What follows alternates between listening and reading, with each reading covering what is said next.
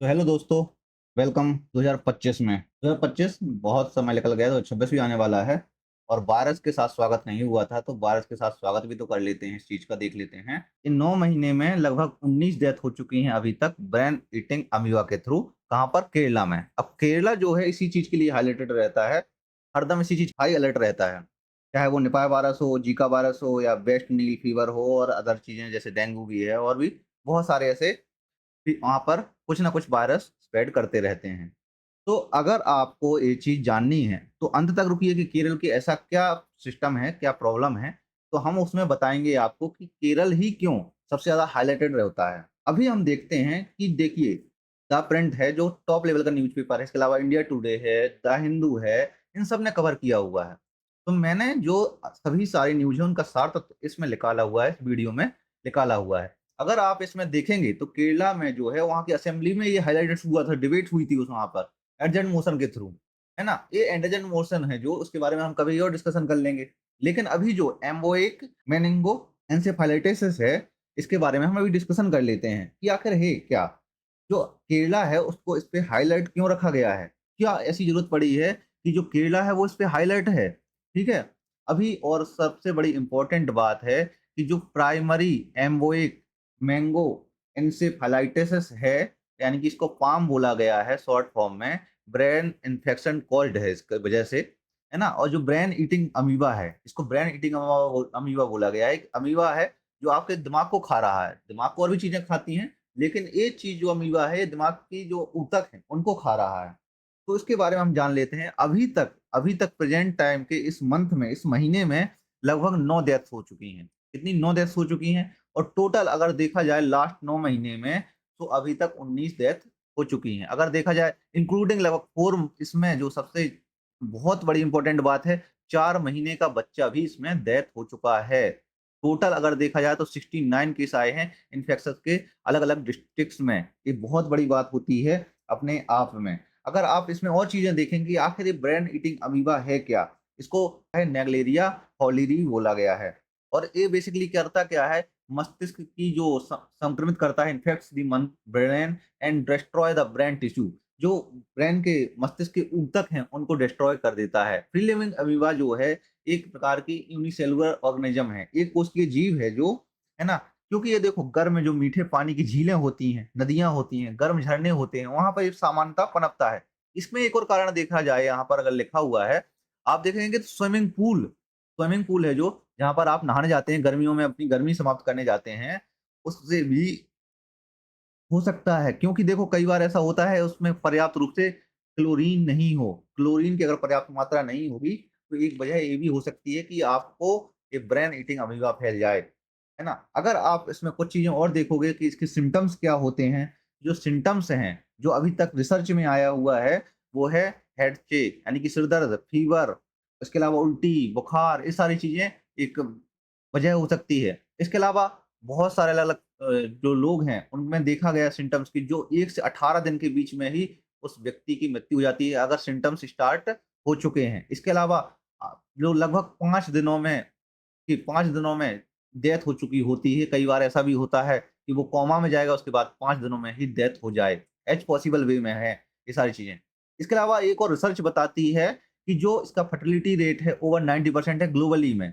लगभग मतलब जो मृत्यु का दर है वो 90% है विश्व में। लेकिन केरल अभी जो प्रेज़ेंट में है, तो केरल में जो है वो लगभग 30% है, अंडर 30%, है ना? तो एक प्रकार से एडमिनिस्ट्रेशन इस पे हाई अलर्ट पे रखा गया है। जो प्रशासन है, उस पर हाई अलर्ट है। प्रशासन लगातार कह रहा है ये चीज़ कि हमें इस पे ज़्यादा कंसर्न रहने की ज़रूरत नहीं है, बट कंसर्न है कि देखो, अगर एक कंसर्न है इसमें concern over wide area of the causes cases जो हैं, उसके बाद भी क्यों कंसर्न में बना हुआ है। तो देखो, सबसे पहले यहाँ पे आता है 1971 में वेस्ट बंगाल में ये सबसे पहला केसेस आइडेंटिफ़ाई किया गया था।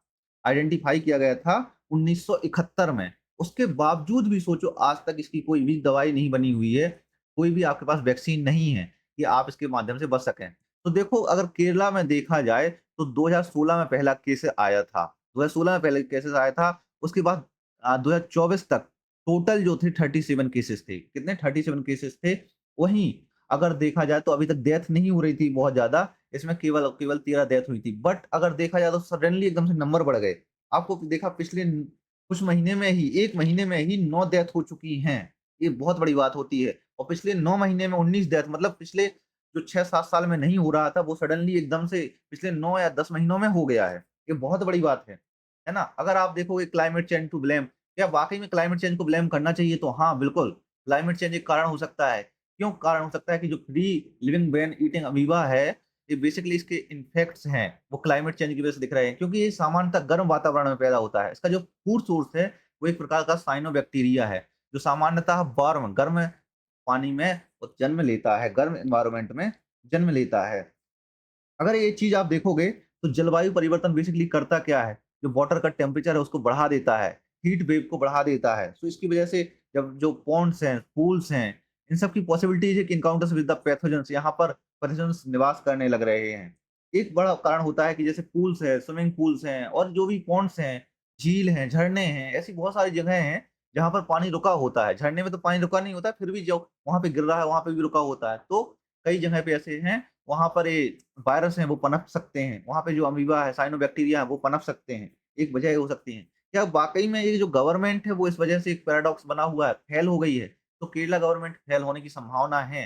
ऐसी गवर्नमेंट्स बहुत सारे स्टेट्स गवर्नमेंट्स अक्सर हेल्थ इंडस्ट्री में फेल पाई जाती हैं। इसका पता है क्या है वजह? सबसे पहले इनके पास प्रॉपर कोई अवेयरनेस कैंपेन नहीं है, कोई प्रॉपर स्ट्रेटजी नहीं होती है। इसके अलावा कोई इनके पास एक्सपर्ट एजेंसी नहीं है। कि भाई 2016 में जैसे फर्स्ट केस आ गया था, तो उसके बाद प्रॉपर रिसर्च नहीं है इनके पास कि पर्याप्त रिसर्च हो, तो ये सारी चीज़ नहीं है। इसके अलावा यहाँ पर देखा जाए व्हाई द प्रोडक्ट क्या प्रोडक्ट्स है? तो केरल में ही समस्या क्यों जन्म ले रही हैं? तो इसके मेनली 4 कारण हैं। कितने? मेनली 4 कारण हैं, जिसकी वजह से केरल में ये सामान्यतः प्रॉब्लम देखी जाती है अलग-अलग वायरसेस की। तो सबसे पहला जो प्रॉब्लम देखा जाएगा, तो द इकोलॉजिकल प्रॉब्लम मतलब एक इकोलॉजिकल वातावरण है। जैसे वहाँ पर जो लैंडस्केप है केरल का, रिवर्स, बैकवाटर्स, वेटलैंड्स ये सारे वहाँ पर मिलते हैं। इसकी वजह से भी वहाँ पर जो वायरसेस हैं उनका एक घर बन जाता है, क्योंकि उनको नेचुरल हैबिटेट्स मिल जाता है ना? वो वहाँ पर रह सकते हैं, आराम से रह सकते हैं। तो उसकी वजह से कई सारे जो कि यहाँ पे इकोलॉजिकली बैलेंस है, जो पुशिंग करता है किसको? ज़ूनोटिक डिसीज़ेज़ को, जो कि ट्रांसमिट करती हैं। ज़ूनोटिक डिसीज़ क्या होती हैं? जो हि एनिमल्स टू ह्यूमन्स को ट्रांसमिटेड होती हैं। जैसे मान लीजिए शुगर है, तो शुगर से कोई बीमारी इंसान के अंदर आ गई, है ना? और उधर वो भी सुअर जैसा बिहेव करने लगा। ह्यूमन भी सुअर जैसा बिहेव करने लगा। या मान लो कुत्ता की कोई बीमारी है, डॉगी की, है ना? वो ह्यूमन्स के अंदर ह्यूमन्स जो है कुत्ते के जैसे बिहेव करने लगे। सामान्यतः ऐसा होने लगता है कई बार, है ना? आपको मज़ाक लग रही होगी बट मज़ाक नहीं है, रियलिटी है, ऐसा होता है।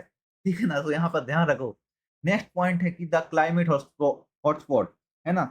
देखो सबसे बड़ी बात, अगर आप मैप देखोगे भारत का, तो जो केरल है यहाँ पर है और विषुवत रेखा यहाँ से गुजरती है, तो यहाँ और इस समुद्र के तट के किनारे है, तो यहाँ पर पश्चिमी घाट की जो हवाएँ आती हैं, समुद्री लहरें आती हैं, इसकी वजह से पर्याप्त समुद्री हवाएँ आती हैं और हवाओं के साथ वर्षा आती है, तो पर्याप्त रूप से वर्षा होती है।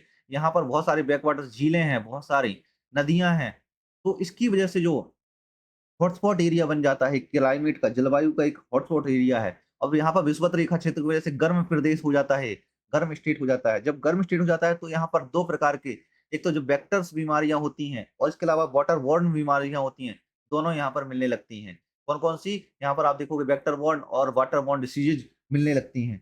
जब इसी वजह से यहाँ पर एक हॉटस्पॉट एरिया बना हुआ है और बीमारियों का भी हॉटस्पॉट बन जाता है। जब जलवायु का हॉटस्पॉट है, जलवायु का केंद्र बिंदु है, तो उसकी वजह से हॉटस्पॉट जो है वो बीमारियों का भी हॉटस्पॉट बन जाता है। वहीं अगर आप देखोगे इंटेंस ह्यूमन मोबिलिटी, है ना? क्योंकि कई बार ऐसा होता है जब केरल जो है अब यहाँ पर जो मछुआरे होते हैं, तो ये लोग क्या है जो दक्षिण अफ्रीका है, यहाँ पर या अफ्रीका है जो महाद्वीप है, यहाँ पर ये लोग माइग्रेट करते रहते हैं, काम के लिए जाते रहते हैं। तो यहाँ से बहुत सारी बीमारियाँ हुई वो ट्रांसमिशन हो जाती हैं। तो यहाँ पर लिखा हुआ है इनबाउंड एंड आउटबाउंड ट्रैवल, जब ये बार-बार आ जा रहे हैं जहाँ से, तो इसकी वजह से भी आउटब्रेक हो सकता है। जैसे कि उदाहरण के लिए देखा जाए, तो 2021 में जो जीका वायरस है, वो आउटब्रेक हुआ था 2021 में, है ना? जिसकी वजह से कई सारे जो ट्रैवलर्स हैं, उनमें ये चीज़ देखी गई थी। वहीं लास्ट और लीस्ट देखा जाए एक प्रकार से कि पब्लिक कंप्लेंसी, तो पब्लिक क्या है? स्वास्थ्य के प्रति कोई जागरूकता नहीं है। देखो, एक सबसे बड़ी प्रॉब्लम क्या है कि केरला चाहे जितना ही मॉडर्न स्टेट हो जाए, उनके पास हेल्थ की एक लिटरेट भी है, वो जागरूक भी हैं। बट क्या वाक़ई में उनके अंदर वो टेंडेंसी है, जो टेंडेंसी सामान्यतः एक कह सकते हैं साक्षर इंसान के पास होनी चाहिए? नहीं। क्या होता है कि जब कोई भी बीमारी होती है, कोई बीमारी फैल रही होती है, तो जो वहाँ की जनता होती है, वो इस चीज़ को देखती है और ध्यान देती है कि एक गवर्नमेंट की रिस्पॉन्सिबिलिटी है। तो public health is a government responsibility. नहीं, ऐसा नहीं है। अगर हेल्थ की कोई भी प्रॉब्लम है, तो ये आपकी भी रिस्पॉन्सिबिलिटी है उसके प्रति अवेयरनेस फैलाने की, उसके प्रति काम करने की। तो अगर आपको ये चीज़ समझ में आई होगी, आपने वीडियो में देखा होगा कि आपको किस तरीके से एक मैंने संक्षिप्त और छोटी वीडियो में सारी जानकारी दे दी है। तो अगर आपने अभी तक चैनल को सब्सक्राइब नहीं किया है, प्राइम अफेयर्स को सब्सक्राइब कर लीजिए और हमारे साथ जुड़े रहिए और नेक्स्ट वीडियो का इंतज़ार करिए। नेक्स्ट वीडियो जो है, हम ट्राई करते हैं 2 से 3 बजे के बीच में अपलोड करने का। डेली हमारा यही टाइम होगा 2 से 3 बजे का अपलोड करने का। डेली एक वीडियो आएगी, ठीक है? और किसी न किसी करंट अफेयर्स बेस्ड पे ही होगी, किसी न किसी अच्छे टॉपिक पर होगी। सो थैंक यू, धन्यवाद, जुड़े रहिए हमारे साथ।